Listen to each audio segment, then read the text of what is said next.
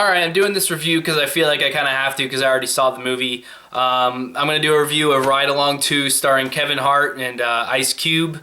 So yeah, might as well get this thing started. Ride Along 2 is a sequel to Ride Along starring Kevin Hart and Ice Cube. And you know, it's a January movie. I didn't have almost any expectations going in, but they were actually worse than my expectations. I'll just start off by talking about the positives. There's only one scene that I kind of smiled at. So. The movie stems from just very, very poor and lazy writing, almost as if they're just using a lot of jokes and sequences that they may have denied before, and also just rehashing a lot of jokes from the first movie, which wasn't good to begin with. So, you know, this movie was doomed from the start, and it's just really, it's painfully unfunny. It's just sitting through it and just trying to buy it is just hard to do, and I wouldn't recommend it to anybody. Kevin Hart plays Kevin Hart yet again in this Kevin Hart movie. We are, as an audience, are supposed to believe that he should be a cop, or not maybe not that, but believe that he would ever have a chance. He would even get as far as he did to being a cop, and that they would even allow him to continue to be a cop. Like, let me give you an example of why in this movie, this guy is such an idiot that it's already beyond belief that he would ever make it to even being an acceptable human being in our society. Here's a small example. This is in the trailer, so it's not a spoiler. I don't know if you really care anyway. But, okay, so there's a scene where Kevin Hart, yet again, accidentally shoots a guy, which, you know, right off the bat, I mean, that should be it right away. But no, it gets better. He accidentally shoots a guy, and then afterwards, the guy is wearing a bulletproof vest. The guy kind of sits up and, like, makes a noise.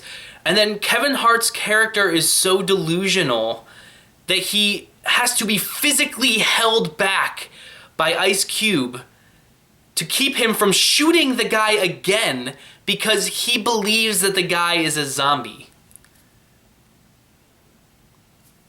Ice Cube's character is really, he's not a good actor. I mean, he was, that's the sad thing. I feel bad. I would like to see him do more stuff, you know, like how he kind of worked as a producer on Straight Outta Compton, which is a great movie, but he's not a good actor. And honestly, I'm getting sick and tired. It's not even just him, though. It's a lot of the writing, but in this movie, it's just him just saying, focus. I think he said focus to Kevin Hart's character about 1 million times. It was so annoying. That's pretty much the only line his character had. That and pay attention. Like that. Those are the only two things he really said in the movie. They set Ice Cube's character up with Olivia Munn by basically just making her Ice Cube the woman, which it's so poorly. I can't believe, like, these are cardboard cutouts of characters. They are so poorly written and so flat because she's stubborn and angry and lacks tolerance towards annoying things. They just assume, oh, then they would work together. Her and Ice Cube, like, it's so annoying. Like, I don't know. They basically just make Ice Cube's character a dick the whole time, so he's not likable. They make Kevin Hart he's just a moron the whole time, so he's not likable. Nothing about the movie is likable because it isn't funny. It's just so bad. The villain's bad. Ken Jeong's character is bad. Most of the movie is spent, I feel like, searching for Ken Jeong's character. At first they find him, he kind of gets away, and then they have to find him again. Like, it just... And then, like, it doesn't feel like anything is leading to anything. It just kind of feels like they're stumbling. Like, it doesn't feel like they ever accomplish anything in the movie. The plot just kind of keeps going. Like, it doesn't really feel like at any time they're accomplishing anything. It almost feels like the whole time they're just kind of going backwards. But then they kind of eventually just kind of end up at, like, like, filling this kind of trope of, they just kind of got the guy, and yeah, that's it, yeah. Now Kevin Hart should be a cop.